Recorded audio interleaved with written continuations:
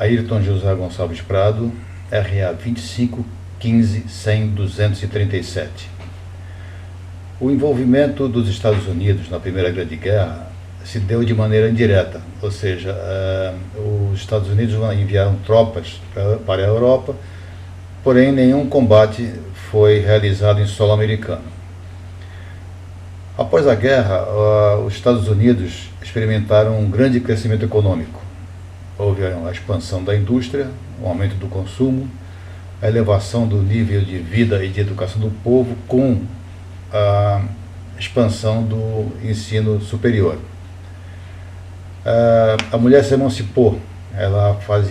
As mulheres, algumas faziam parte das frentes de trabalho, dos esforços de guerra, e através disso elas se afastavam dos afazeres domésticos, daquela vida doméstica da mulher americana média, o que fez com que as mulheres se emancipassem. Havia uma grande valorização de tudo que era moderno. Passou a haver uma grande valorização de tudo que era moderno, máquinas, tecnologia. Também essa prosperidade fez com que houvesse uma grande busca pelo lazer, na forma de música, que é principalmente o jazz, danças, clubes noturnos, cinema. A guerra, no entanto, deixou marcas nas gerações que atingiram a maioridade durante o conflito. Essa geração ficou desorientada, visto que os padrões antigos já não mais lhes serviam como parâmetros. E havia muitas contradições trazidas pela guerra. E havia, por incrível que pareça, até um mal-estar que advinha da própria prosperidade trazida pela guerra aos americanos. Alguns autores, como Gertrude Stein, Ernest Hemingway, Francis Scott Fitzgerald e Ezra Pound, entre outros, naturalmente, os expatriados, que eram chamados de expatriados, foram para a Europa, principalmente para Paris, que era frequentada por artistas de vanguarda da época, como, por exemplo, Pablo Picasso, James Joyce e Apollinaire. Lá o ambiente era mais, digamos assim, mais dinâmico, era mais avançado, o nível de pensamento era outro, era bem superior ao que se verificava nos Estados Unidos. Gertrude Stein, a poeta Gertrude Stein, ela classificava essa geração de jovens escritores de geração perdida. Esse termo foi popularizado posteriormente por Hemingway.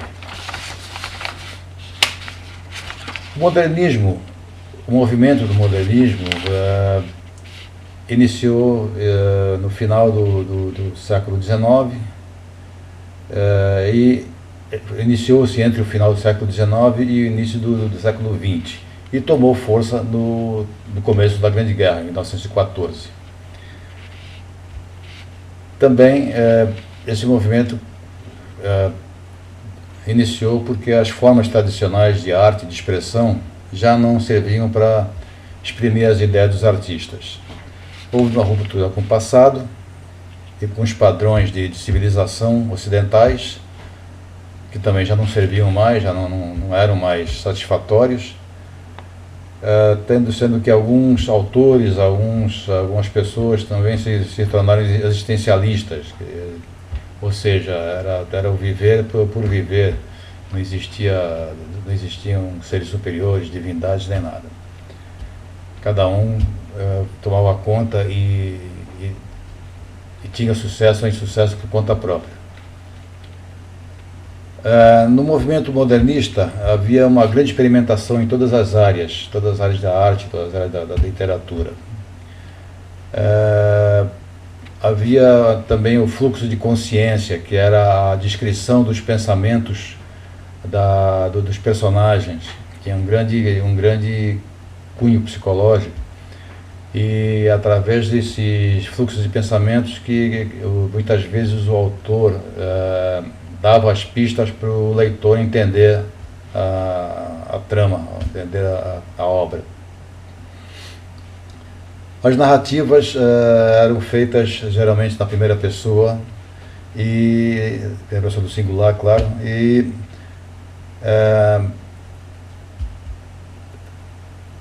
a figura do narrador então tornou-se quase que dispensável. O brado de guerra do movimento era Make It New, de Ezra Pound.